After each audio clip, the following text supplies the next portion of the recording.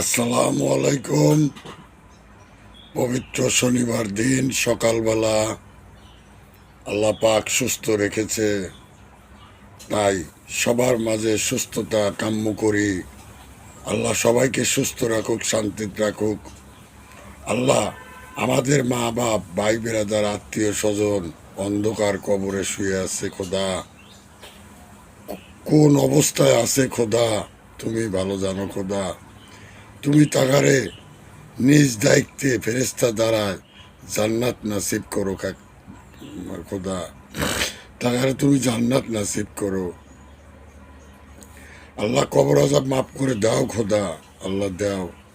তুমি ছাড়া কেউ নাই মাবুদ, তুমি কবর আজাব মাফ করে তাহারে জান্নাতবাসী করো। আল্লাহ অনন্তকাল আমার দাদারও দাদা ছিলেন, তারও দাদা ছিলেন, অনেক মানুষেরই এরকম আছে, সবারই আছে, তারা অন্ধকার কবরে শুয়ে আছে। মেহেরবানি করিয়া আপনি তাগারে সব গুনাহ খাতা মাফ করে জান্নাত নাসিব করেন। সকালবেলা আমিন।